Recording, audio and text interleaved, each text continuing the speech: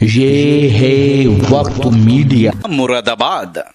इसी तरीके से अब मैं हाजी ताहिर साहब से दरख्वास्त करता हूं कि वो भी हमारे मेहमान खुसूसी आज के हमारे हर प्रोग्राम में शामिल होने वाले हरदिल अजीज़ जनाब आदित्य कुमार एडवोकेट साहब उन्हें गुलदस्ता पेश करके उनका इस्तकबाल करें।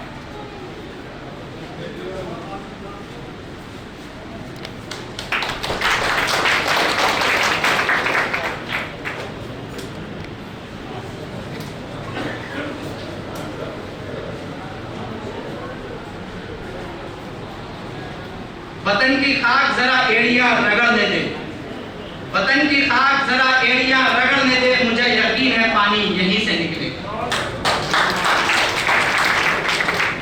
मेरे दोस्तों, अब मैं इस प्रोग्राम को आगे बढ़ाते हुए हमारे दरमियान में तशरीफ फरमा मौजूदा सांसद मोहतरमा रुचि गिरा, मैं उनका इस्तकबाल और शुक्रिया अदा करता हूं कि इतना जो टाइम बिजी था उसके बावजूद हमारी एक आवाज़ पर उन्होंने वक्त निकाला और हमारे दरमियान तशरीफ़ ले आई। वो अभी फरमा रही थी कि दिल तो चाह रहा था कि मैं बहुत वक्त यहाँ गुजारूँ, लेकिन मजबूरियाँ हैं, बहुत सारे और प्रोग्राम हैं जहाँ उन्हें जाना है, वक्त की किल्लत है, तो जिसकी वजह से जल्दी वो हमारे दरमियान में से रुखसत होना चाहती हैं। तो मैं बग़ैर किसी ताख़ीर के मोहतरमा से दरख्वास्त करता हूँ कि वो डाइस पर तशरीफ़ लाएँ और अपने ख़यालात का इजहार फरमाएँ। आप लोग दरख्वास्त ताली बजाइए एक मरतबा। हिंदुस्तान, हिंदुस्तान, जमीयत उलमा हिंद, जमीयत उलमा हिंद, हिंदू मुस्लिम एकता, हिंदू मुस्लिम फरमा है। हमारे बीच में मुफ्ती शहर साहब जलील साहब हमारे बीच में हैं, हमारे बीच में मौजूद हैं। एडवोकेट आदित्य कुमार जी हमारे बीच में, भाई असलम पंचायती जी हमारे बीच में हैं, और जितने भी लोगों का नाम, क्योंकि मैं कई लोगों का नाम नहीं भी जानती हूँ और कुछ वक्त की भी किल्लत है, तो सबसे माजरत चाहते हुए सभी लोगों को अपनी तरफ से मुबारकबाद पेश करना चाहती हूँ कि आज हम सब लोग मुल्क का 78वां जो स्वतंत्रता दिवस है या आज़ादी का दिन है, उसको मनाने के लिए यहाँ सब इकट्ठा हुए हैं। सबको मेरी तरफ से बहुत मुबारकबाद। मैं एक बात का, ये कोई सियासी मंच नहीं है, लेकिन मैं जब शुक्रिया करने का मौका मिले तो शुक्रिया कर देना चाहिए। मैं जमीयत उल हिंद के सभी लोगों का, जिन्होंने न केवल मुरादाबाद में, पूरे हिंदुस्तान में या कम से कम उत्तर प्रदेश में जो इस इलेक्शन में अपनी मौजूदगी या अपनी कार्यकर्दगी से जो उत्तर प्रदेश में इतने अच्छे नतीजे आ सके और हम भारतीय जनता पार्टी को काफ़ी हद तक रोकने में कामयाब हो सके, उसके लिए मैं आप लोगों का, आपकी मेहनत का, आपकी जो सूझबूझ थी उसके दिल से बहुत शुक्रिया करना चाहती हूँ।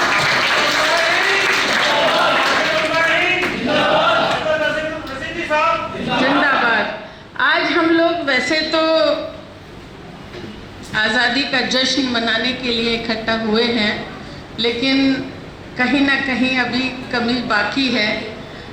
जो भी दुश्वारियां आज देखने को मिल रही हैं, जो भी हालात मुल्क के हैं, देखिए मैं हिंदू हूँ, लेकिन मुझे कहने में गुरेज नहीं है कि जो भी हालात चल रहे हैं, हिंदुस्तान की रवायत तो ये है, ये तो ऐसा गुलदस्ता है, यहाँ तो ऐसी गंगा जमनी तहजीब है जहाँ एक दूसरे के धर्म का हमें एहतराम करना चाहिए, उसका मान रखना चाहिए, लेकिन आज देखने को कुछ और मिल रहा है।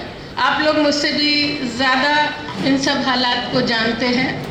जमीयत उलमा हिंद ने जो आज़ादी की लड़ाई लड़ी, उसमें हमारे मौलानाओं ने कुर्बानी दी है, इसकी हम कद्र करते हैं। और आज जो मुल्क आज़ाद है उसमें हिंदू मुस्लिम दोनों के बुज़ुर्गों ने कुर्बानी दी है, हमें इसे संभाल कर रखना है।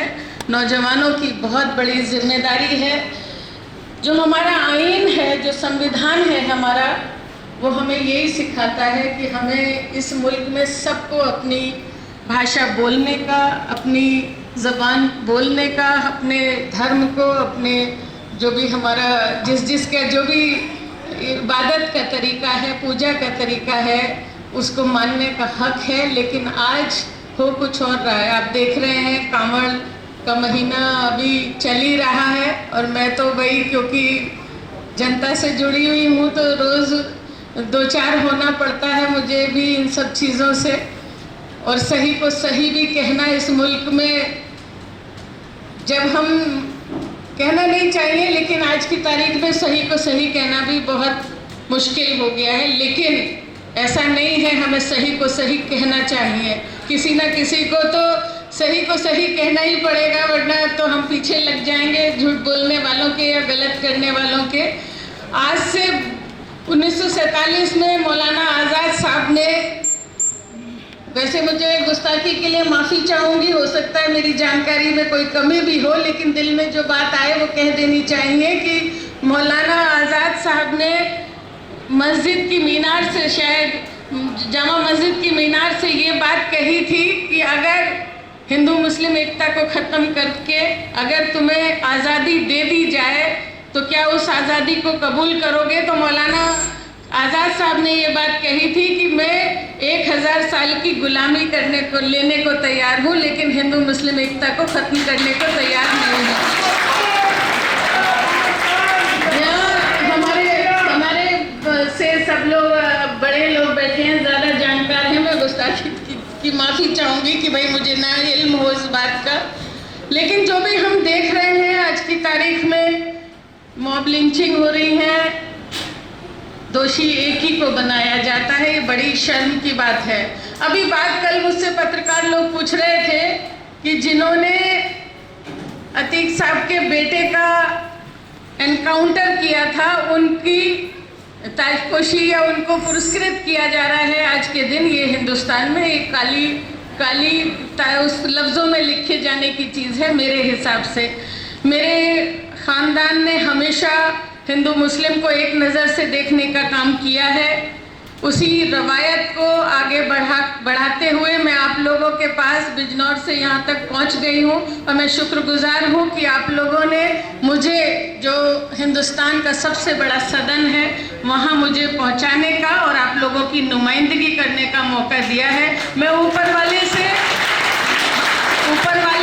हर वक्त यही दुआ करती हूँ कि जो इज़्ज़त आप लोगों ने मुझे दी है उसका मैं मान रख सकूं, आप लोगों को मुझसे कोई नाउम्मीदी ना हो सके और सही को सही कह सकूं और आप लोगों की भले के लिए, आप लोगों की मतलब विकास के लिए, तरक्की के लिए जो भी मैं कर सकूं, ऊपर वाला मुझे वो हिम्मत दे, वो ताकत दे और आप लोग मेरी ताकत हो। और आप लोगों की बात सदन में रखने का काम करूंगी। जहां भी लड़ने की भिड़ने की ज़रूरत होगी आप लोगों के साथ खड़ी दिखाई दूंगी। एक बार मेरी तरफ से आप सब लोगों को फिर मुबारकबाद। और हम आज यहाँ से अहद करके जाएं, यहाँ से हम एक प्रण लेके जाएं कि हम हिंदुस्तान को आगे ले जाने में, हिंदुस्तान की तरक्की के लिए एक साथ हिंदू मुस्लिम भाई बहन जिस तरह से खड़े होते आए हैं उसी तरह से हमेशा आगे खड़े रहेंगे। जब देश आगे बढ़ेगा तभी हम सब लोग आगे बढ़ेंगे। बहुत मुबारकबाद, बहुत शुक्रिया।